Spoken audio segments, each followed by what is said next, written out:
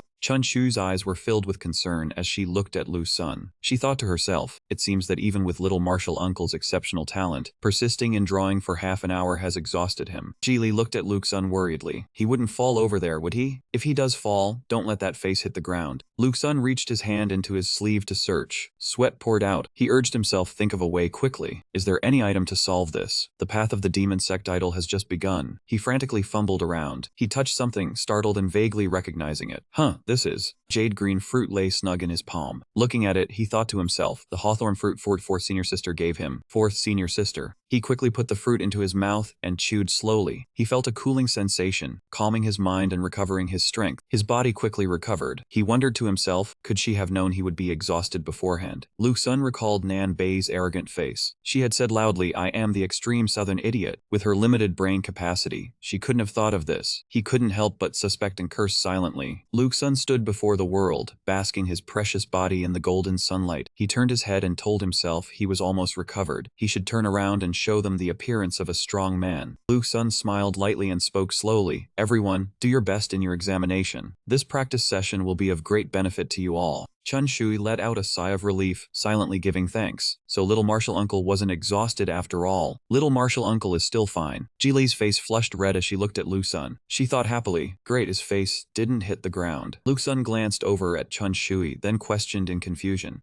Why does Ji Li's expression look different from the others? What strange thing is that girl thinking about now? Chun Shui stood on the podium amid the approval of all the disciples. She raised her voice, ahem, then the examination continues. Next person. A loud call. Ji Li. Ji Li reflexively jolted in surprise. Disciples below heard this and were delighted, responding in unison. Even little martial uncle worked so hard we can't fall behind. Ji Li, keep it up. Today, we have to draw until we're completely exhausted. Ji Li looked up without saying a word. She slowly walked towards the crowd. Lu Sun followed Ji Li's every step. He encouraged her, just do your best. Maintain the idol's demeanor. Ji Li firmly grasped the brush and looked at the paper before her with a determined gaze. She told herself she had already made up her mind. She wanted to be the woman who would manage everything for Lu Sun. Lu Sun stood at a distance observing. He looked warily at the scene before him, quietly thinking that this girl even had to round off her brush strokes. Her possessiveness was truly frightening. Ji Li paid no mind to the outside world. She focused on the main task and encouraged herself. Ji Li, come on, you can definitely do this. A gust of wind blew by. Ji Li tiredly looked at the fluttering paper. She did not stir even with loud voices in her ear. She had been painting for over 15 minutes. Ji Li glanced at Lu Sun, thanking him inwardly. Great, Lu Sun. The paper was completely covered in black ink. She thought to herself, I have surrounded you all now. The crowd below cheered excitedly, truly a woman with guts. Earlier they were joking, but she actually went all out. Faced with this achievement, the crowd buzzed like a disturbed beehive. They exclaimed, amazing. Next we have to give it our all so as not to be looked down upon. Junior brother, I have no grudge against you. Senior brother, I also do not want to be underestimated. Third place is definitely mine. With little uncle and Ji Li ahead, no one dares dream of second place. Ji Li in front of Chun Shui lost gravity and fell backward, mumbling, that is great. Chun Shui used magic to catch her. Blue light like bubbles lifted Ji Li's body. She thought to herself this little girl was too reckless. Her spiritual energy was completely drained. Among the crowd, Lu Sun's tall figure stood out. He waved his hand towards Chun Shui. Chun Shui quickly decided to hand Ji Li over to little uncle to take care of, as she had no time to attend to her. Chun Shui used magic to toss Ji Li towards Lu Sun. She shouted for him to catch her. Ji Li landed right in Lu Sun's arms. Lu Sun held a hawthorn fruit in front of Ji Li. He said kindly, eat it all and you will get better. Your strength will recover soon. Ji Li in Lu Sun's arms curled up like a little ball. She ate the fruit Lu Sun fed her and whispered softly, so sweet. Ji Li bit Lu Sun's hand, letting out a sound. Lu Sun blushed in embarrassment and scolded, my hand, stop it. The crowd below saw this scene and also blushed, not understanding what was happening. One person spoke up to ask, "What is going on?" Sunlight gently glided over the roof tiles of the temple. The crowd gradually could not stand this affectionate scene. The first person spoke up again and asked what was happening now. Crowd gradually fell silent. A few people collapsed. A resentful voice rose from among the guards. Checking the outer sect examination grounds is usually normal, but why is it so bloody? Little uncle has changed everything. Chanshui slowly stepped down, walking through the scattered guards. She said calmly, "The results of this examination are in." Chanshui looked at Lu Sun and Ji Li, who were embracing. She announced loudly, "First place is Ji Li." Waiting in Lu Sun's arms for the trial results, Chanshui called out to Ji Li. Ji Li was startled, asking doubtfully, "Is it me?"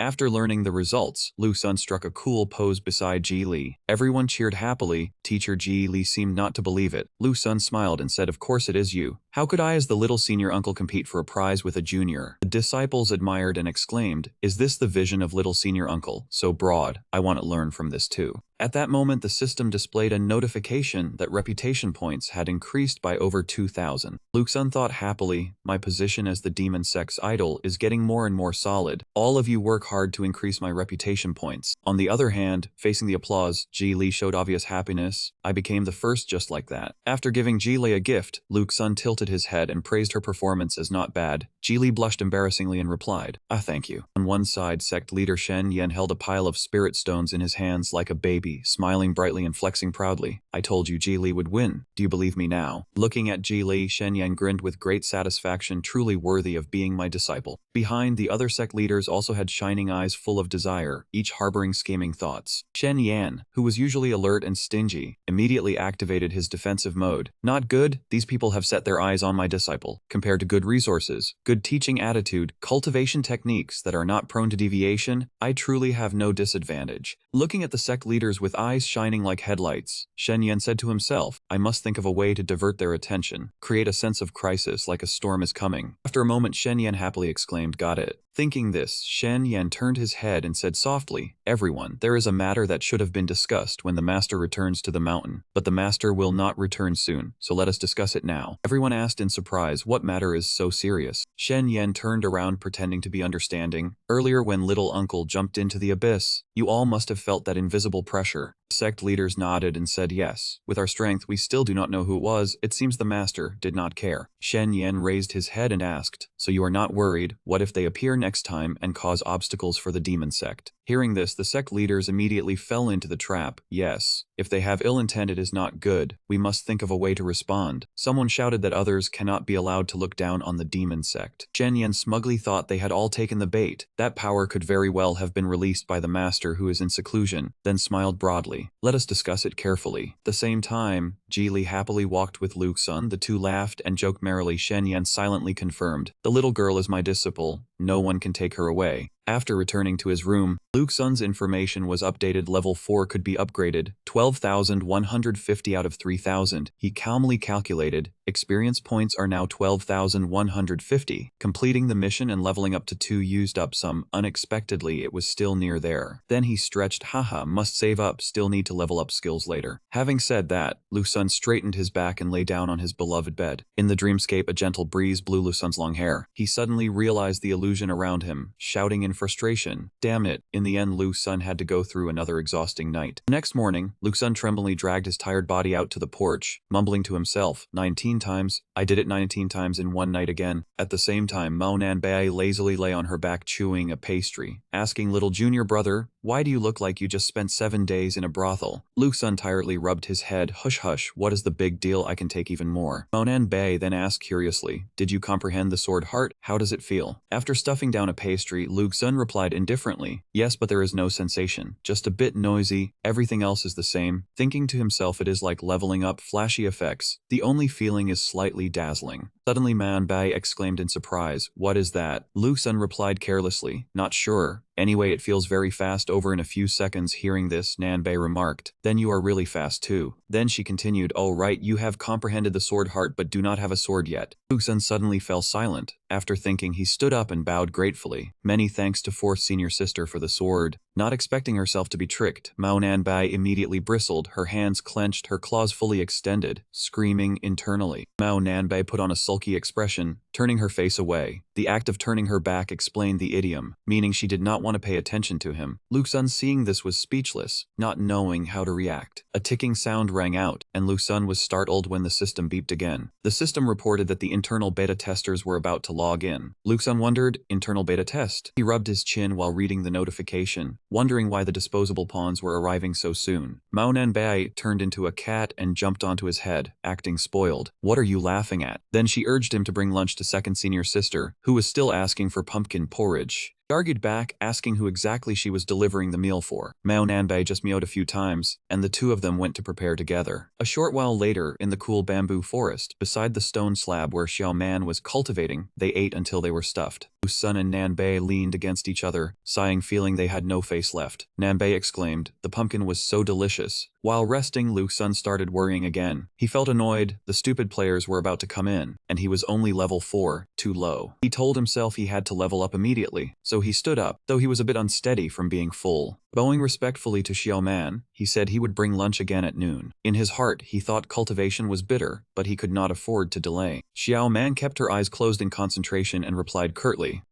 got it. He smiled contentedly, secretly delighted. It seemed second senior sister's attitude toward him had changed. Excitedly, he asked what she wanted to eat for the Mid-Autumn Festival tomorrow. Before Xiao Man could react, Nanbei perked up, as if she had been waiting for that question. Her eyes sparkling, Mao Nanbei sat bolt upright. The moment you mention this, I'm wide awake. Hearing Nanbei list a series of dishes she wanted to eat, Lu Xun smiled helplessly but with great affection. He thought during the holiday, just let everyone eat freely. Lu Xun left alone under the rustling bamboo canopy with a gentle breeze blowing. He did not know that from this moment on, he was no longer lonely. After Lu Xun left, only the two senior sisters remained. Nanbai bounced happily in front of Xiao Man, joyful that tomorrow there would be many delicious foods. Mao Nanbai turned into a cat and jumped onto Xiao Man's shoulder, whispering that their little junior brother had comprehended the sword heart yesterday, but still did not have a sword. At this point, Xiao Man opened her eyes. Nanbai continued, asking if they should find a sword for him. As soon as she finished speaking, Xiao Man gave Bei a loud knock on the head, raising a bump. Nanbei lay in her lap, grumbling. Xiao Man said gently not to cause trouble, but instead passed down the nurturing knife art to him. Nanbei opened her big, sparkling eyes, trying to persuade her second senior sister. She said that Lu Xun was already cleaned out, and that nurturing knife art was created by the senior brother, using one strike would drain him dry. Xiao Man had made up her mind. She looked straight at Nanbei and replied curtly, listen to me. In his own private space, Lu Xun focused on training, raising a bright blue energy stream in both his palms. His mind revolved, circulating the key nourishment art. Suddenly, a force from outside burst the door open, flying straight toward Lu Xun. Before he could react, a small hand pressed his face against the floor with a loud smack. Lu Xun cried out in pain. Who is it? Nanbei sat astride him, a technique already ready in her hand. Frowning, she told him to close his eyes and focus. Lu Xun, bewildered, recognized his fourth senior sister. Without wasting any time, Nanbei muttered an incantation. Immediately, a series of glowing red and gold characters appeared around the two of them. Lu Xun was pinned firmly to the floor, unable to move. He asked in confusion, what is this? The system immediately sent a notification about the orange grade sword nurturing art skill, created by the demon sect's senior brother, altered by Nanbei into the nurturing knife art. It had been restored to its true form. Lu Xun's mouth fell open in shock that the sword nurturing art was an orange grade. Thinking of that, he fell into contemplation. Even in his previous life, he could not have obtained such a top-tier treasure. His eyes sharpened, and he made his decision. What's there to hesitate about? Learn it. The next second, Lu Xun closed his eyes, fully absorbing the skill. The notification panel displayed 250 out of 1500, enough for a level up. More information came. Successfully learned the sword nurturing art. Current progress level 0. Lu Xun was so shocked his jaw nearly dropped, his hands trembling as he looked at the text. Level 0, experience points 250 out of 1500, with a yes or no option below. He exclaimed, level 0? During his quiet cultivation, his heart shone with light. Recalling his decision, he grit his teeth in annoyance. 10,000 experience points and still only level 0. He had to level up, no choice. In an instant, multiple large forces radiated outward from around Lu Xun. Witnessing this, Nanbei was astonished, exclaiming that their little junior brother had comprehended so quickly. He remained completely focused, eyes tightly shut, maintaining the same posture. Nanbei was still amazed, saying that in just a few breaths, he had already finished learning. She wondered aloud if his comprehension was just a single cycle. Spiritual energy continued to circulate, lighting up the room. Nanbei, facing Lu, judged that the sword nurturing art required a sword. The nurtured sword could unleash supreme power, but the problem was, She understood the issue when she saw his expression gradually growing pained. She thought, the little junior brother simply did not have a sword. Lu Xun tried to concentrate, but the pain turned his face pale. He cursed under his breath. How could this sword-nurturing art hurt more than regular cultivation? A series of characters appeared on both his arms. Without a sword, absorbing a large amount of spiritual energy left nowhere to store it. In an instant, his entire body was wrapped in spiritual energy. He endured pain like hell, the veins as if drained clean then filled with lava. He still grit his teeth with resilience. Suddenly, he appeared in a different dimension, only him in a deep night sky. Before him was an entity like a giant glowing heart, surrounded by spiritual power. Lu Xun wondered how he had ended up here. The next second, he realized it was his own sword heart, all the spiritual energy converging into it. The entity gradually transformed, emitting a powerful, vast beam of light. He exclaimed, "My heart is transforming, it's glowing." Another strange event caught his attention. Inside his sword heart, why was there a needle, or was it a sword? At that moment in reality, Lu Xun snapped his eyes open. Before he could regain his wits, he saw Nan Bei's face close up. Lu Xun jumped back in panic, shouting, "Damn!" Mao Nanbei asked with concern, "Little junior brother, do you feel anything wrong?" Lu Xun smiled evasively and asked back, "Fourth senior sister, do you see I'm more handsome?" She found him a bit unbearable. Nanbei turned away as she said, "Seems like nothing's wrong. You really have great fortune and a long life. Fooling around just now, it probably failed, right? Not suffering backlash is already good." But she stopped and added more advice. "The sword nurturing art is a top-tier technique. You must comprehend it slowly. If you practice without clear understanding, your 7 orifices will bleed, and your vital energy will go rampant, causing your body to explode and die." Lu Xun scratched his head and replied, "This process is really hard to swallow." Nanbei did not insist and continued, "Don't underestimate it. You don't yet have a destined treasure. Even if you practice, you won't get any results." He did not understand what she was referring to, so he immediately asked again, what was a lifebound treasure? Mao Nanbei turned back and pulled Lu Xun's arm, saying they needed to find the second senior sister for an inspection, because if he died, she would have no more tasty treats. In the blink of an eye, the two of them arrived at Xiaoman's location in the bamboo forest. He and Xiaoman sat facing each other on a large stone slab as the spiritual energy around her began to spread, and she silently wondered about the sword hidden within his heart. Seeing that his heart was glowing, Xiaoman told herself this should not be. How could a human body be used as a sword sheath for nurturing? Unless Mao Nanbei quickly noticed something strange and asked the senior sister what was wrong, if the little junior brother was really experiencing side effects. Xiaoman calmly closed her eyes and replied, "No, it is not that." She looked directly at Lu Xun and said, "Little junior brother, it is a congenital sword fetus." Both of them were astonished. Mao Nanbei blurted out congenital sword fetus. Lu Xun asked what that was. She explained that the ancestor who established Sword Mountain was a congenital sword fetus, and the eldest senior brother was also suspected to be one. Lu Xun continued, "Whoever is a congenital sword fetus is destined for great achievements." He wondered to himself, is it that powerful? Suddenly Lu Xun's eyes widened. He thought to himself, what kind of congenital sword fetus? Was his sword talent was only 1 point. A congenital sword fetus needed at least 10. But then he curled his lip, certain that even if he was not, he could be sure of one thing: he was a cheat. Xiaoman turned and sternly instructed Mao Nanbei to go find Peak Lord Shuma and bring a sword here. Mao Nanbei was confused, not understanding why that weapon was needed, so he asked what the sword was for. Xiaoman paused for a moment, turned her head to look at Lu Xun sitting still on the rock, and replied that it was for the little junior brother to try. Hearing this, Mao Nanbei acknowledged the order and quickly ran off. He sat there with a thoughtful look, thinking that if he wanted them to fetch a treasure for him, they would at least have to give a few instructions. Watching the figure of Mao Nanbei running nimbly, Lu Xun slowly stood up and added, "Fourth senior sister, bring a high-grade sword, the higher the better." Afraid she did not hear him, he stood far away and shouted loudly, "The higher the better." Mao Nanbei's face darkened slightly as she turned her head, thinking the little junior brother was clever, always knowing how to seize an opportunity. After giving the instructions, Lu Xun stood holding his face with an eager expression. Was the little grand uncle of the demon sect finally getting his own sword? After a while, Nanbei returned panting heavily. Running while shouting, the sword had arrived. Lu Xun saw this and cheered loudly, "Fourth senior sister." She grasped the sword hilt firmly. She swung it forcefully towards him, her voice decisive, "Little junior brother, catch the sword." Seeing the 2 swords flying towards him, he was momentarily suspicious. Why did the swords have wind? She looked at him and laughed gleefully, wondering if the little junior brother could catch them. Hearing this, Lu Xun was annoyed. The 4th senior sister was joking again. If he tried to catch them, he might get stabbed to death. Immediately, he channeled strength into his hands, forming a blazing green energy sphere, still muttering that if he could not catch them, Swirling vortex around it made it even larger, yet he was still full of confidence. Otherwise, where would his handsome face hide? Xiao Man saw the two of them fooling around and sternly reminded them not to cause trouble. At that moment, the two swords plunged straight into the ground. Mao Nanbei was disappointed and stammered an explanation that she only wanted to test the little junior brother's skill. Xiao Man gently taught her, as a senior sister, one must cherish the junior brother. Mao Nanbei heard this and teared up, replying that she understood. Lu Sun was also moved and praised the second senior sister for being truly kind. After a moment, Xiao Man turned her head to look at them and spoke, "Give it a try." Lu Sun quickly replied and then activated the black chains and the Emperor's Crimson, both of which were gold-grade magical tools. Looking at the two swords, he slightly raised his eyebrows in assessment. One was ordinary, and one was peculiar but of higher quality. Thinking this, he decided to start with the weaker one first. When he picked up the sword, he felt as though there was no problem. Suddenly, the sword in his hand began to shine brilliantly, emitting a dazzling golden light. But in an instant, it fell back to the ground. Mao Nanbei exclaimed in shock, "How could this be?" He could not believe his eyes, panic-stricken as he wondered the little sword in his heart was resisting, not allowing him to touch any other sword. Lu Sun was determined to try again, thinking to himself to try once more. He grabbed the sword hilt and tried to pull it out, his heart full of resolve, this time it should be. But he could not. The sword stubbornly refused, as if an invisible force was blocking him. He silently sighed that indeed he could not hold it firmly. Staring intently at his hand, he felt smug and then wondered, could it be that you are jealous? At the same time, Xiao Man approached and called out, "Lu Sun." He snapped out of his thoughts, turned his head, second senior sister. She smoothed her hair and calmly spoke, "You come and take my sword." Having said that, she immediately activated the system. Seeing this, he pressed his lips together, thinking that the second senior sister's sword could not have its rank checked, whether he could hold it firmly. Lu Sun tightened his grip on the sword in his hand. A surge of powerful energy radiated out, enveloping his entire body. A piercing shout rang out, "Transform." Lu Sun suddenly flew up into the air, and he crashed heavily to the ground in front of Mao Nanbei and Xiao Man. Lu Sun was embarrassed, thinking the little sword in his heart still could not shake the second senior sister's sword. He glared angrily at his hand. What the hell? Could it be that he would never be able to hold a sword again from now on? Suddenly a flash of light burst forth. Lu Sun boldly thought of a way. Wait, maybe try using his foot. Nanbei, standing by, helplessly approached and scolded him. "Can you be serious at a time like this?" Xiao Man gently waved her hand and withdrew the sword. Nanbei anxiously ran around observing Lu Sun, complaining about why a naturally perfect fetus body could not even hold a sword. He was sad and disappointed. Perhaps he was simply not suited for it by birth. Nanbei was slightly stunned. This was bad. It seemed his Dao heart was about to waver. Miss Xia approached and patted Lu Sun's shoulder to comfort him, saying, "Little junior brother, do not worry. Once the master returns, things will be fine. The master will surely have a way." She naively declared that the master could do anything. Back when she was a kitten, he had made her take human form. Besides his dislike for handsome men, he was gentle with everyone.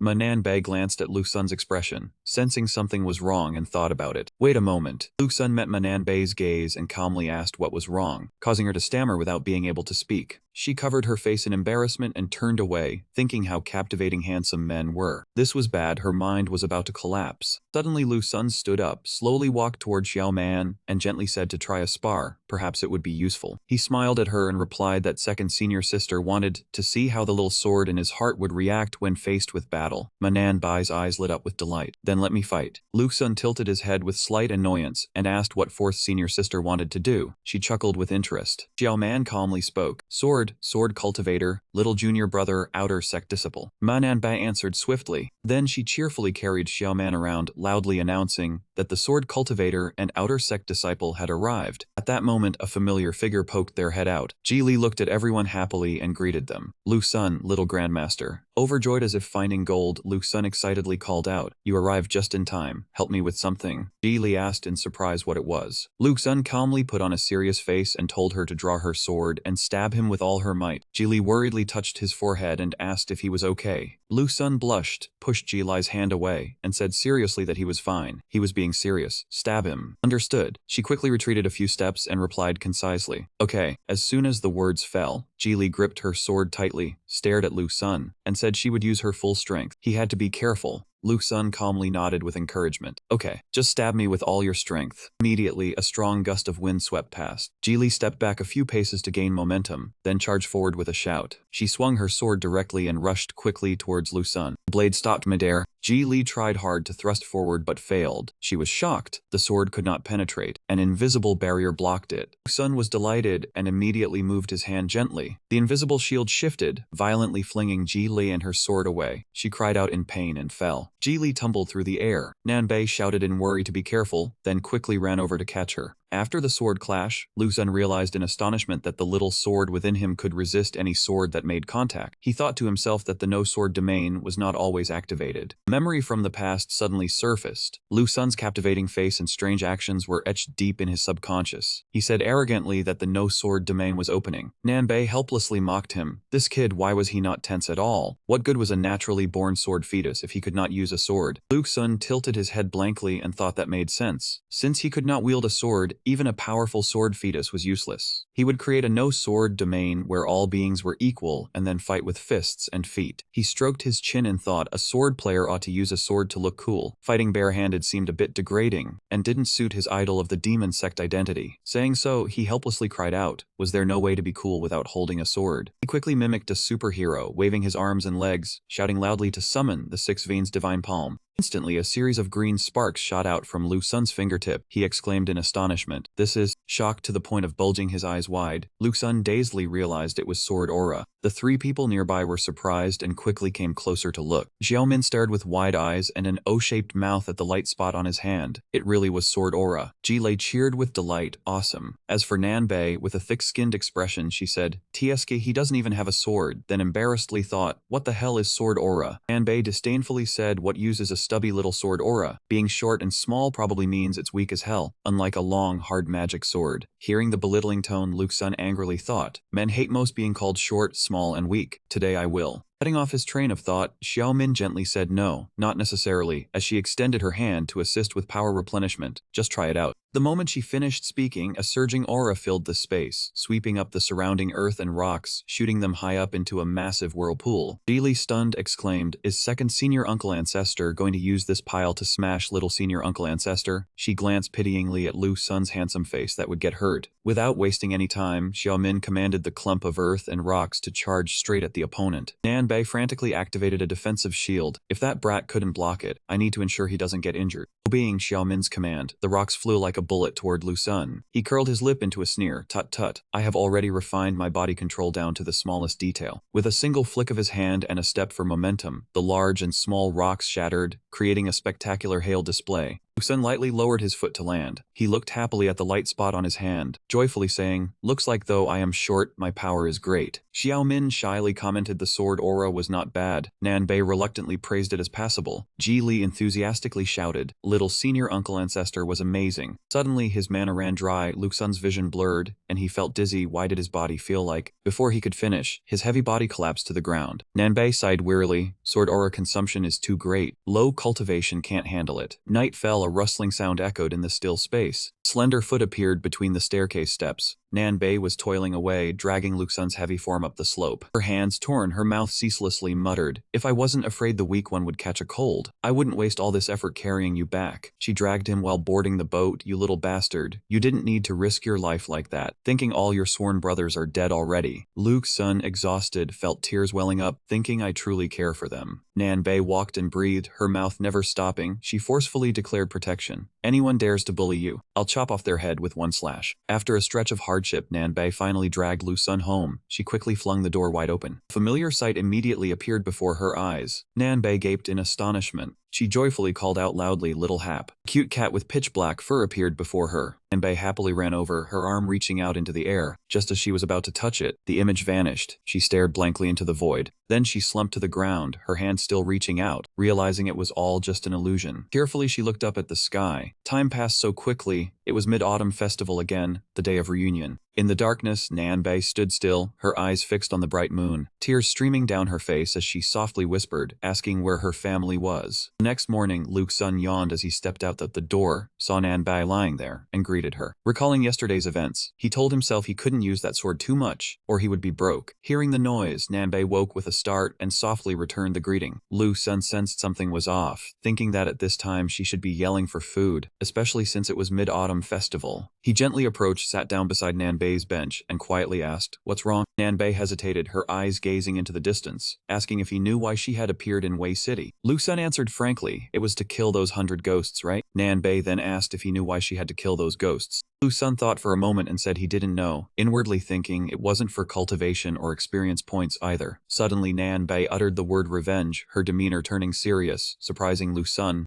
Nanbei lay stretched out on the bench under the sun, recounting that she was originally a cat demon in the forest outside Wei City, taken in by a master. Her eyes glimmered with sorrow. Her home was at Cat Forest Mountain outside Wei City, where her family and friends were before she became a demon. Nanbei hesitated, saying her family had been destroyed, the entire forest engulfed in a sea of fire. The countless beasts died, leaving not a trace of life. The perpetrator of the disaster was a ferocious demon, bearing a dark red aura, with 2 large horns, a muscular build, and sharp fangs. Nanbei continued, it was a demon that evolved into a demon king, destroying everything. When she witnessed her family and friends fall, Nanbei harbored a fire of hatred, determined to take revenge. That demon viciously bared its fangs and roared. Both of them charged into battle, Nanbei as if boosted by 200% strength, continuously rushing to attack without any fear. She recounted in a gentle voice that she had killed it, avenging everyone. Nanbei lowered her head and added, its body shattered into countless pieces, then turned into the 100 ghosts, and while chasing them, she met everyone. Hearing this, Lu Sun understood, so she was feeling homesick during the Mid-Autumn Festival. Seeing Nanbei's sadness, Lu Sun felt sympathetic, recalling his little sister when she was bullied. He immediately grabbed her hand. Lu Sun cheerfully dragged her along. Though a bit confused, Nanbei obediently followed. He led her into the kitchen and told her to wait. He would help her find joy again. While fumbling to pour in spices, he recounted that his family was poor before. Whenever his little sister was sad, he would make this dish. Too bad there was no white sugar fish, so he had to use rock sugar. Nanbei watched with wide eyes. She thought to herself, find joy. Was he an idiot or what? But watching Lu Sun's busy figure, her heart suddenly felt an unusual warmth. A moment later, the delicious dish was done. Lu Sun asked her to use her spiritual power to freeze it. Receiving the bowl of food, Nanbei activated her skill. A green energy gathered, and she asked hesitantly like this. Lu Sun confirmed in a loud voice. He excitedly said the next part was the moment to witness a miracle. Lu Sun happily flipped the bowl onto a plate. He held up the mooncake before Nanbei and told her to try it. Nanbei's eyes widened in surprise. She had never seen such a thing before. Though a bit doubtful, she quickly took a bite. As she chewed the cake, her eyes immediately lit up. She happily exclaimed it was delicious. Lu Sun beside her smiled contentedly. Nanbei turned and asked if he wanted some. Lu Sun gently told her to go ahead and eat. If she wanted more later, he would make it for her. Nanbei immediately grabbed a piece of the cake with her hand and stuffed it into her mouth, no longer being polite. Seeing her engrossed in eating, Lu Sun wondered what it would feel like to touch her head. He immediately reached out a hand to try. Then he froze, worried that this fierce senior sister would surely go crazy. Suddenly, Nanbei looked up and stared intently at him. She gently stood on her tiptoes, letting his hand touch her cat ear. Touching the soft, smooth fur, Lu Sun's face flushed slightly. Nanbei rubbed her head against his hand and then happily thanked him. Lu Sun froze for a moment before softly replying, no need. We are family now. Nanbei's eyes immediately sparkled. She pushed aside the empty plate and asked if she could have another serving. Outside, Shen Yan and the others were ascending the high steps of Trotford. Yuban softly remarked that it had been a long time since the little junior uncle had come to the demon sect. He smiled sinisterly and asked if they should send him to the forbidden training grounds, a place every disciple had to go to. Shen Yan turned his head and replied in a low voice that it was time for a visit. After all, that place was the starting point for everyone, also the ending point where living beings fell. Endless long corridor stretched into the sky. All around were only green pine leaves on the high mountain, the air strangely cold. After a short walk, the sect master arrived at Lu Sun's residence. Nanbei chewed on some snacks and spoke up. We are here. The sect master and the fellow disciples greeted. Shen Yan and the junior brothers and sisters wished the uncles a happy mid-autumn festival. Uncle Mao Nan did not care. He continued eating and drinking and replied casually, happy you too. Lu Sun was bringing more cakes for fourth uncle master, saw the guests and said, the sect master and the elders have arrived. Shen Yan smiled with squinting eyes and greeted, hello little uncle master. Yuban chimed in from the side, good day little uncle master. Lu Sun noticed that the sect master and everyone were smiling slyly, empty-handed, not bringing any gifts. He felt displeased inside, thinking why would they come to wish a happy mid-autumn festival empty-handed. Lu Sun thought to himself that he was not afraid of being cleaned out, but still kept a smiling face to welcome them, handing the pudding to fourth uncle master to invite everyone to try some. Yuban curiously asked what this was. It looks like tofu. Shen Yan observed and asked why it was more translucent than tofu. Was it concocted by little uncle master? This dish clearly did not look like a dessert. After saying that, everyone gently scooped up a spoonful of the rich cake. After chewing it in their mouths for a moment, the delicious flavor spread throughout their bodies. Shen Yan widened her eyes in surprise. What kind of feeling is this? It tastes so good. Luo Yuangxiu happily showed off 2 pomelos. Everyone closed their eyes to savor it, could not help but exclaim that living over 200 or 300 years to finally eat this was truly worth it in life. Everyone asked what heavenly treasures and earthly jewels little Uncle Master used. If he would reveal just a little bit, they were willing to pay with spirit stones to thank him. Seeing this, Luxun thought happily that they had taken the bait. He had to leverage the capital to reap the biggest profit. He immediately put on an innocent look, laughing loudly and replying that if they wanted the method, that was fine. They were all from the demon sect, so why be so strict and clear?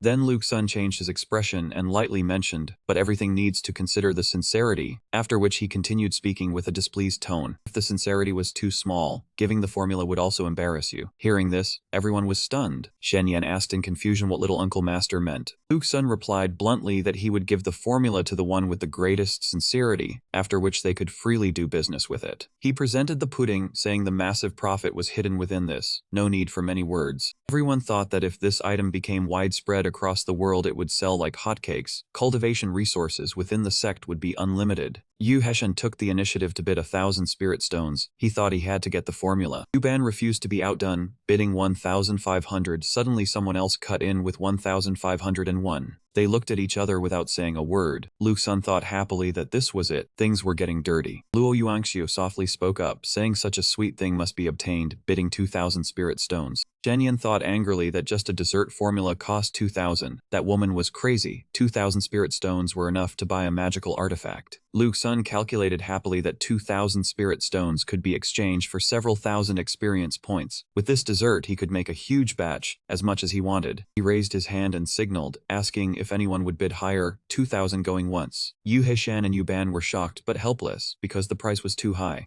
Luxun shouted loudly, 2,000 going twice. Shen Yan deceived herself thinking they were all fools. What use was oral pleasure? Spirit stones were the best. Ji Li, standing behind, could only silently swallow her saliva. Seeing the cake in Nanbei's bowl, her eyes were full of desire. Shen Yan saw this and immediately changed direction. The sect master gritted his teeth because of this difficult decision. Luxun smiled with squinting eyes and raised his voice, 2,000 spirit stones once. Suddenly a voice rang out, hold it. Shen Yan trembled and said, I will pay 3,000 spirit stones. Hearing this number, everyone was dumbfounded. Did they hear wrong? Was the sect master crazy today? Everyone was astonished, thinking that usually he would not even use spirit stones when sick, but today he was paying 3,000. Since when was Shen Yan this eager for sweets? Luxun became even more excited and shouted, 3,000 once, twice, 3 times sold. Looking at Ji Li's smile, he silently wept aside from the regret, but wiped away tears thinking it was only 2,000 spirit stones. In the future, he would eat 2 meals a day for the disciples. Luxun carried the money pouch and quickly congratulated Shen Yan on acquiring the pudding recipe, subtly hinting that pulling it out made the sect master weep bitterly. Luxun laughed heartily in congratulations. From now on the future of the secret dessert belonged to the sect master. Shen Yan, holding the recipe, smiled gently, not knowing what to say. Shen Yan turned around and warily looked at the 3 people approaching, asking them what they wanted to do. The 3 people laughed awkwardly. Yu Heishan and Cao Mai replied that they were brothers for many years. Share a little of the dessert recipe. Shen Yan glared at the group claiming to be brothers. Yu Ban chuckled and took out a money pouch saying he would pay a fee. This is my 500 spirit stones. Yu Heishan also prepared to take out his wallet. Shen Yan calculated when he saw the money pouch this was also a good way. At least he would not lose too much. Seeing Ji Li drool while watching Uncle Maonan eat happily, Shen Yan thought if he handed it over and those people concocted it first and enticed Ji Li, he would lose his beloved disciple. Luckily, he was smart and did not fall for the trap. Uncle Maonan happily shared a portion for Ji Li to try. Shen Yan tossed the money pouch and refused, saying since little Uncle Master sold it, how could he share it? Yu Hishan raised an eyebrow and rested his chin on his hand, looking at the sect master holding the recipe and reading it over and over, thinking was this really the notoriously stingy senior brother Shen? Luxun was happily using spiritual power to store the money pouch when Shen Yan spoke up, saying that there was also a major matter for coming here this time. Luxun was startled and asked again what major matter. Luo Yuangshu stood observing from afar. Yu Heishan and Yu Ban stood smiling beside Xian as he explained, hoping little Uncle Master would enter the hidden mountain, a place that gathered the spirits of the demon sect and countless disciples who had once been granted magical artifacts. Yu Heishan casually asked what grade of defensive artifact little Uncle Master could obtain. Luo Yuangshu covered her mouth and laughed upon hearing this. Seeing Yu Heishan had misspoken, Yu Ban quickly clamped his mouth shut, causing him to gum a few times without being able to continue. Lu Sun did not mind, only replying that it was a place where ownerless artifacts recognized their master. He could go anytime but not today. He rubbed the heads of the two little girls, smiling brightly and saying he wanted to have dinner with his family tonight. On the night of the Mid-Autumn Festival, people went onto the streets to release sky lanterns and make wishes. Couples, small families, or young ladies went out to admire the lanterns. The streets became lively and brightly lit. Lu Sun was angry when Jili snatched away the chicken leg from him. Nanbei puffed out his cheeks chewing fish happily. Only Xiaoman maintained a composed demeanor while eating rice. Nanbei had fish crumbs stuck to her mouth, holding a big fish in her arms, suddenly asking Lu Sun if he was ready to go to the hidden mountain, saying it was a place from which one could not return. He asked in surprise, "What do you mean by cannot turn back?" Nanbei explained that after death, a cultivator's soul would gather at the place of their demise, and a demon sect disciple entering the hidden mountain would look at him with the eyes of later generations, so there would be no effect. She paused for a moment then added, if he refused their magical artifacts, and then came back to accept them after the deed, they would feel insulted. Lu Sun propped his chin and asked if going up to the demon sect's treasure vault meant he could not return, that returning would get him killed. Nanbei chewed on her fish and nodded in agreement.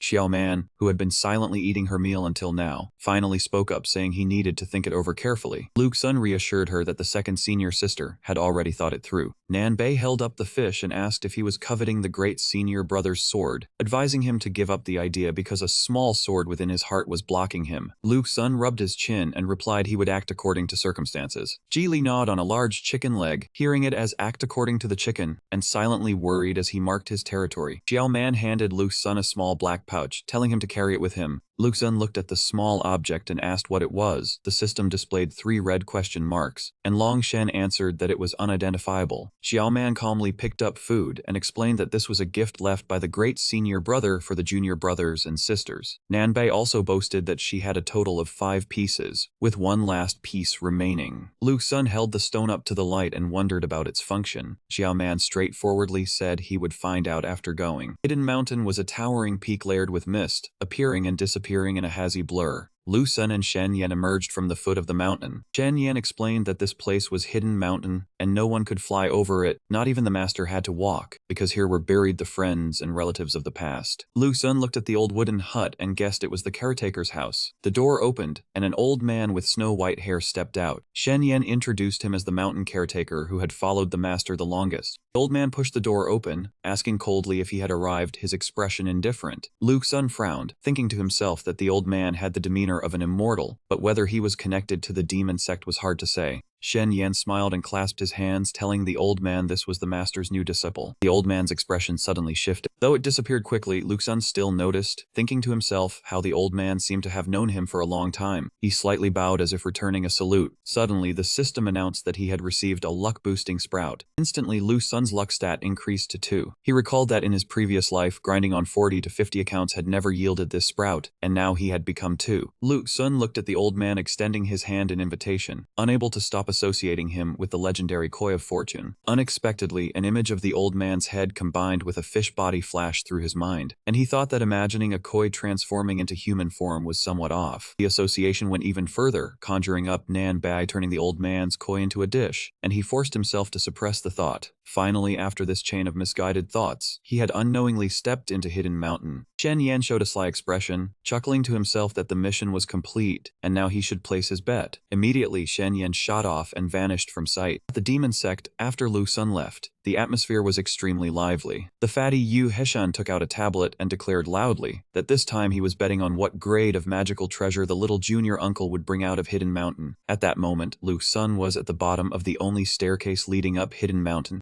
He looked up. Countless swords were stuck into the steps, appearing painful. Lu Sun glanced around. This place was filled with magical treasures, and anyone who came would want to grab one at random and take it back to change their fortune. But the treasures also chose their owner. To be chosen by one of them was truly no ordinary feat. Lu Sun thought that the close sword energy must be near the mountaintop, but he wondered which treasure would choose him. As soon as he set foot on the first step, all the magical treasures trembled, emitting sword force directed at him. Lu Sun looked down and saw that all the sword-type weapons were responding, yearning for him to take them away. But his heart sword lit up, shattering that delusional thought. He crossed his arms and snorted coldly, cursing that they were not choosing him but coveting his heart sword. Then he decisively walked away, deriding the low-class golden treasures. On the demon sect side, through the mirror, they admired him, saying he was a natural sword embryo, with all the sword treasures calling out to him. Yu Heshen commented that the little junior uncle did not even glance at them. Rui Yun Peak Master Luo Wanqiu wondered if he did not even care about the spirit tier spirit swords. Shen Yan wondered what he would choose in the end. Lu Sun glanced back with slight regret, thinking to himself, "It is not that I do not want to choose you all." He looked down at his heart sword in annoyance, thinking this thing would not let him touch anyone else. Suddenly, something above fluctuated with a different source of power compared to the treasures below. He paused for a moment, then realized this was the immortal grade treasure area, a tier that was the foundation of any sect. On the other side, seeing Lu Sun continue upward, everyone began discussing that the little junior uncle was about to reach the place where the senior brothers and sisters' artifacts were placed. They remembered that the master initially had 12 disciples, but now only a few remained. Yu Hishan sighed at the difficulty of the cultivation path, and that the master was also in a death meditation. Shen Yan lowered his head and sighed in unison. At Hidden Mountain, it seemed Lu Sun had discovered something. He looked over in slight surprise, discovering an old acquaintance. He could not help but laugh, wondering to himself, that was his favorite piece of equipment. How did it end up here? Recalling back then, with its help, he could command the wind and rain, slay whomever he wanted, and wearing it made him look utterly cool. Lu Sun's eyes sparkled, a surge of emotion rising, thinking that now this old acquaintance should also react to him. And the response he got was an utterly unresponsive one. Lu Sun angrily shouted, "Why, my love, do you not recognize me anymore, old acquaintance?" He gave a cold snort, crossed his arms, and walked away quickly, muttering curses at that detestable thing, saying not seeing it was for the better. Despite saying that, Lu Sun still paid attention. He secretly glanced back, thinking that finding the old acquaintance in the secret realm meant a demon sect disciple it had acknowledged had died there. If he could warn that person to avoid it, perhaps he would not die. The deeper he went, the thicker and more oppressive the mist became, causing Lu Sun to cough incessantly in discomfort. As the mist began to thin, purple crystal blocks enveloping immortal energy appeared. Lu Sun stared in shock, exclaiming that they were all purple-tier immortal artifacts. Looking at a nearby crystal block, Lu Sun found it strange there were even dice here. On the other side of the mirror, Yu Hishan seemed to have discovered something. His face turned serious, whispering that it had been a long time since he had seen it. Old memories began to flood back into Yu Hishan's mind. Back then, his beloved, and he used that dice to bet on a game. She said if he rolled a higher number than her, she would marry him. Yu Hishan, overjoyed, asked back, "Junior sister, are your words true?" She raised the dice high, proudly replying, "With master and senior brother as witnesses, heaven and earth as our testimony." Yu Hishan was excited, cheerfully agreeing amidst the cheers of everyone. He rubbed the dice in his hand, muttering a prayer to heaven and earth to bless him with a roll of 6. Then, as the dice rolled on the table, making clattering sounds, when it stopped at the number 2, Yu Hishan felt his life was over. Not letting him wallow in disappointment, she reached out to take back the dice and said, "It's my turn." She threw the dice on the table and said to Yu Hishan, "Senior brother Yu, I know you have secretly loved me for a long time. If I roll a 1, it is heaven's will, and I will become your wife." Unfortunately, the dice stopped at the number 6. Seeing that result, Yu Hishan and everyone else held their breath, the atmosphere turning tense. Suddenly, she deliberately reached out her hand, exerting a bit of magical power, causing the dice to shift to the number 1. Yu Hishan was shocked, stammering, "Junior sister." Before he could finish his sentence, she proudly turned around and said, "Eleventh senior brother, if not for rolling a 1, man's will can overcome heaven." Right after that proud statement, the people in the demon sect erupted. "The result is out. Eleventh wins. Senior brother Yu wins. Get married quickly. Get married tonight." At that moment, Yu Hishan was immensely happy. That day had heavy rain and strong wind, but in his heart it was a sunny and clear day. Returning to the present at Lu Sun's side of the hidden mountain, he was still looking around hesitantly, thinking, "No one wants me." Suddenly, as he approached a crystal block of immortal artifact, that thing trembled irregularly. The people on the other side immediately recognized it as the calming wind halberd of the Grand Senior Sister. In the demon sect, it was an immortal artifact second only to the cursed sword Kyai of the Master. If the little junior uncle brought it out, restoring the glory of the Grand Senior Sister was a certainty. Lu Sun stared intently at it. He was sure this short sword was stronger than the others. But why did only it recognize the main character of this world? Lu Sun touched his own sword heart, worrying whether this difficult name would accept him. But oh well, be lamb if I didn't care anymore. Agree or not, you only know by trying. Just looking at that immortal artifact made him crave it madly. Lu Xun reached out his hand, only about 3 centimeters away from it. Then a green portal suddenly opened, pulling Lu Xun in. He was teleported to another area, submerged in a sea of snow, with the calming wind halberd placing itself ahead. He looked at himself, muttered, an illusion of the immortal artifact. Yes, worthy of being a supreme grade immortal artifact. Speaking a bit about the calming wind halberd, it was the magic treasure of the demon sect's grand senior sister. Back then, relying solely on this sword, she crossed the waves of the evil chopping blade and became famous in one battle. The grand senior sister, in the prime of her power, was truly a peerless genius. The evil blades that stirred the rivers and harmed the people everywhere all had to forfeit their lives. Furthermore, that evil blade was something even the elders of the Azure Heaven sect were helpless against. Shen Yan, with a voice full of regret, continued, if the grand senior sister were still alive, the position of demon sect leader would not have fallen to me. How detestable heaven is jealous of talent. Shen Yan secretly wished, if only his little junior uncle could recreate the talent of the grand senior sister back then, how wonderful that would be. Lu Xun strode quickly towards the calming wind halberd, cursing in his heart, so this illusion is to block my path. Clearly, you were trembling happily earlier. The snowstorm grew stronger, hitting his face, blurring Lu Xun's eyes. He had to shield the snow with one hand while reaching for the short sword with the other. When he grasped the hilt, unexpectedly his sword heart emitted a strange, blazing golden light. Loud bang sent Lu flying far away. Groaned in pain as his face and body hit the ground, raised his middle finger and cursed, damn it, if you didn't want me to hold you, you should have said so earlier. Through the mirror reflecting his image, each person in the demon sect had different expressions, but most were helpless and puzzled by the situation, because it was clear it had wanted to choose Lu Xun. He tiredly leaned his head back against a tree trunk and sighed, forget it, if I can't hold it, what can I do? No matter what, I must get one magical weapon today. Saying that, Lu Xun suddenly changed his expression. His eyes lit up, a sinister smile on his face. Cursed sword key in the end. Only one person remains on the mountain peak. On the summit of Hidden Mountain, the cursed sword key, the ancestral magical sword of the Azure Demon Sect, was floating. When Lu Xun saw it with his own eyes, he felt something was off. He tilted his head to look at the sword, thinking further, clearly earlier the calming wind halberd had reacted to me, but why did this one alone show no movement? Lu Xun circled around it, cautiously considering, also there is something very strange. Shouldn't a sword be kept in its sheath? Why is half of the blade exposed? He took out an item given by his second senior sister. It seemed like the two things had some connection. Suddenly the cursed sword key trembled violently. Lu Xun couldn't help but exclaim, it moved, it truly reacts to this stone fragment. He stepped forward, calculating in his heart, while the sword is hesitating, I must seize the chance to grab it. As he got closer, Lu Xun's demonic perception sent out a warning signal with a blazing golden light. Lu Xun was inherently stubborn, he ignored it. Today, even if he died, he had to get one item to make it worth the effort. Struggling through the constantly vibrating force barrier, Lu Xun successfully grasped the cursed sword key, but life is not a dream. Even as the main character, he was still thrown away by his own sword heart. The flight distance this time was further than the last, proportional to the thud upon landing. The super loud bang was proof. Lu Xun's health bar after that flight almost hit rock bottom. He panted heavily and muttered, damn it, truly worthy of being my grand senior brother. However, looking at his familiar cunning expression now, he must have gained something. Lu Xun held up a sword scabbard, and nothing else. It was precisely the scabbard of the cursed sword key. His joy did not last long. Lu Xun felt extremely tired. His hands trembled as he said, the writing artifact senior gave me broke. Lu Xun frowned but quickly realized that it was the artifact from that senior that had prevented him from dying. As soon as he thought of it, the old man appeared right there, and Lu Xun couldn't help but call out, Senior. Senior, what is the matter? Lu Xun wondered as he looked up at the old man. The hidden mountain keeper only smiled silently. He lightly tapped the scabbard with his wooden staff, and the rope wrapped around it immediately coiled around the staff. Lu Xun was surprised. The scabbard also had a spirit. He had never heard of this before. The hidden mountain keeper pointed a finger to signal him. It took a moment for him to understand the old man's meaning, that this scabbard had long belonged to him. The old man shook his head. Lu Xun asked again, that he himself had forged this sword. Only then did the hidden mountain keeper nod in satisfaction. Lu Xun's eyes lit up. Was he also a forging grandmaster? The old man rubbed his head, his expression turning somewhat pensive. Afterward he cheerfully patted his shoulder. That look made him uneasy, as if he wanted to entrust it to him. A loud shout rang out, congratulating the little junior uncle on obtaining a magical instrument. The two looked up toward the source of the sound. 4 people landed one after another before them. Shen Yan clasped his hands in congratulations, saying that the master's martial sword was a top-grade magical instrument. Seeing their cheerful faces, Lu Xun was speechless, and finally couldn't help help himself. Of course it's good, but can someone pull me up already? That night, he checked the new item. From the mid-grade level, his old main account wouldn't even dare to dream of it. Lu Xun stroked his chin, recalling the best weapon back then was only a 5th grade mid-grade at level 60. And this thing, just the scabbard alone, was a 4th grade mid-grade. Even at level 60, he couldn't fully unleash its power. Most notably, it had 2 special skills: Sword Seal, sealing the opponent's sword like the swordless domain. The longer one accumulated force while drawing the sword, the stronger it would be. Just thinking about it was terrifying. Then he suddenly realized and focused his strength to draw the sword. Lu Xun was shocked, but he didn't have a sword. What use was this skill? He wondered. Without a sword to accumulate power, sword energy was also a part of sword force, wasn't it? Let me try. He shot a stream of green energy from his 2 fingers. He inserted it into the scabbard. It worked. Not bad. Others draw a sword, I draw sword energy. He started to make a move. Absorb it. He could absorb as much as he wanted. After a while, he lay wilted on the ground, not expecting to be drained dry by the scabbard. 6 more days until the door opens. He had to prepare to go down the mountain. He looked at the ceiling just in case. What if he ran into his little sister, even if just from a distance? He reached out into the void, thinking he could touch the illusion of her smiling. She also played this game, but she only logged in for 1 hour each day, not addicted, just to have a common topic with him. Lu Xun clenched his fist, his eyes filled only with longing. Could he meet her in that 1 hour? Then his eyelids grew heavy, and he gradually fell asleep. Bang! Lu Xun jolted awake in the darkness. Before his eyes was a figure charging at him. Damn, he was dreaming again. He recognized it as the second senior sister. Her sword energy was in pursuit. In the image, the woman held a sword as she charged. He thought he could face her head-on for a moment. He swung his hand to block, and to his surprise, the 2 streams of sword energy clashed and rebounded. Lu Xun looked at the sword energy at his fingertips, elated, saying, "In a dream it lasts longer than in real life." The pouch was about to wrap around his waist. Forgot he was still in the middle of a battle. When he looked up, the second senior sister's sword was already pointing straight at his face. Lu Xun jolted awake in shock, cold sweat beading on his forehead. He forced a dry smile, telling himself he had learned his lesson, having died less than 20 times this round. A sudden knock on the door cut off his train of thought. Lu Xun lazily got out of bed. He yawned widely as he opened the door. Before him was the shiny bald head of Shen Yan. Today was indeed the day the junior uncle master was to descend the mountain for training. Shen Yan beamed as he reported that he had arranged disciples to accompany the uncle master. Lu Xun yawned until tears streamed down his face, asking who was coming along, thinking it was probably Ji Li. No need to guess. But Shen Yan said the one accompanying him was Rong Yen. Lu Xun was displeased. Why not pick the familiar Ji Li? Shen Yan replied that Ji Li had already descended the mountain for training earlier. When did she leave? I had no idea. Lu Xun questioned his existence. A disciple had gone down the mountain without the master even knowing. He said there was nothing else. He would go soon, and asked where Rong Yen was waiting. Shen Yan handed him a small orb, telling him to let the life pearl recognize its master before he left. Lu Xun dripped blood onto the orb, then asked what it did. He thought this item didn't seem to exist in the game in his past life. Shen Yan answered cheerfully, if the junior uncle master encountered trouble, this item would turn black to signal the news. Lu Xun was annoyed, just to know life or death. It was such a hassle. He had never seen such a strange thing. Shen Yan said Rong Yen was waiting at the reception room and then scurried off. Lu Xun found the man perfunctory, not even giving him any protective items. He thought irritably, if he didn't give them, the senior sisters probably would. Lu Xun arrived at the bamboo grove and saw a woman sitting in meditation together with a cat. He clasped his hands to bid farewell to the 2 senior sisters, saying this time he would be traveling far and didn't know when he would see them again. The 4th senior sister exclaimed in panic, so who would cook dinner tonight? She was hit on the head, and the woman next to her simply told him to return home early. Lu Xun nodded, turned around, and waved goodbye. The 4th senior sister shouted loudly, if you fight outside, win if you can, run if you can't. Don't worry about losing face. If something happens, run home and tell us sisters. Lu Xun smiled as he left, feeling it was right to see the senior sisters before he departed. Rong Yen bowed, saying she had been waiting for the junior uncle master for a long time. The disciples around were dazed by Lu Xun's beauty. Lu Xun noticed she had lost weight. Rong Yen replied that the junior uncle master was sharp-eyed. From over 100 jin, she now weighed only 100. He congratulated her and asked if they should go, sensing the scent of some magical tool. Rong Yen told him to ride her flying sword. Lu Xun hadn't even steadied himself. He stood trembling on the magical tool, asking if this was really safe. Suddenly the sky darkened, and a flash of light tore across the heavens. Lu Xun wondered why the sky had darkened. Rong Yen didn't react. Lu Xun didn't understand what was happening and asked if she hadn't seen it. He realized it was half a sword aura from the senior apprentice brother. Green light shot straight toward the 2 of them. Lu Xun panicked and shouted, not good. Rong Yen dodged quickly. The sword aura struck him directly. Rong Yen wondered, what was the junior uncle master shouting about?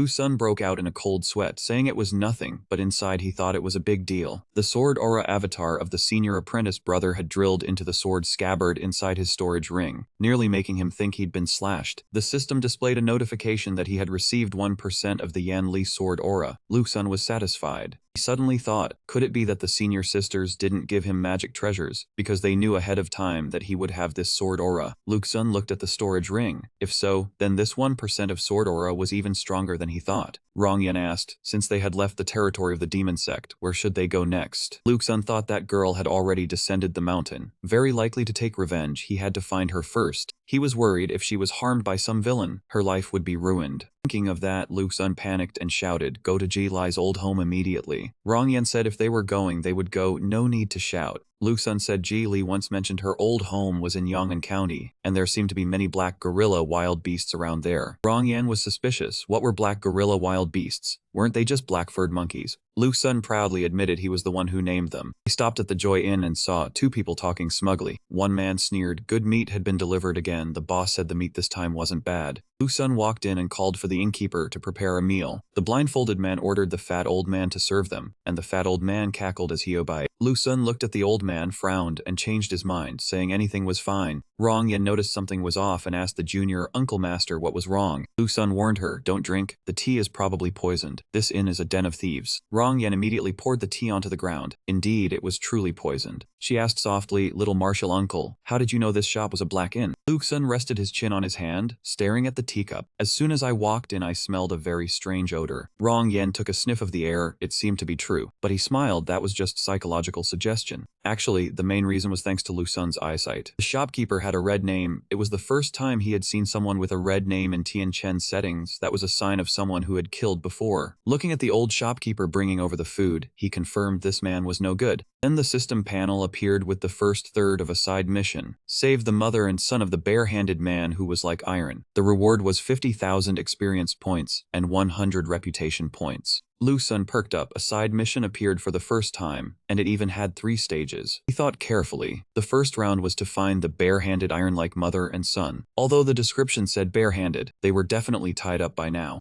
Rong Yan saw his contemplative expression and asked, are you looking for the source of that strange smell? Lu Sun covered his mouth. Right and wrong at the same time, I am looking for the people they captured. Captured people? They also capture people? Rong Yan asked in surprise. Lu Sun replied, no mistake, maybe tied up right in the back kitchen. They might even be sharpening their knives to butcher people and stew soup for us. Rong Yan said with disgust. Little martial uncle ancestor stopped talking. She slammed the table and stood up. I will go to the backyard to investigate. We cannot let them do as they please. Her action startled Lu Sun. He quickly pulled her back. Wait a moment. These kinds of black inns require a special approach. Rushing in recklessly will not end well. She obediently sat down and asked him what they should do. Lu Sun stood up and approached the counter. Watch closely, waiter. A man stepped forward. Esteemed guest, do you need anything? His next words stunned everyone for 2 seconds. Tell your boss to release the captured mother and son from the back kitchen. Then tie yourselves up and bring them to my table. The waiter's face immediately changed. Some even drew wooden sticks. Esteemed guest, you must be joking. Our small inn does not appreciate this kind of humor. Rong Yan angrily tried to stand up and fight, but Lu Sun told her to sit down. His eyes shone brightly. I haven't fought monsters for a long time. My hands have been itching. Come at me, all of you. Having said that, Lu Sun charged into them, shouting experience points, do not let any of them escape. They were beaten badly and begged for mercy. Rong Yan thought to herself, even though it was a black inn, the martial uncle ancestor was even more ferocious. Lu Sun stepped on one of them and asked where the mother and son they captured were. That man cried and pointed, there in the back kitchen. An arrow pierced through his head. The old shopkeeper shouted, too much talking, how could I let trash like you ruin my affairs? The old shopkeeper and a group of ruffians armed with knives and swords stood waiting in front of the door. He ordered them to kill the 2 of them. Do not dirty the tables and chairs. They still needed to do business. Rong Yan spoke up. Little martial uncle ancestor, do you need me to act this time? Lu Sun looked at the red names above their heads. No need, they have all killed before. Just as each one of them charged forward,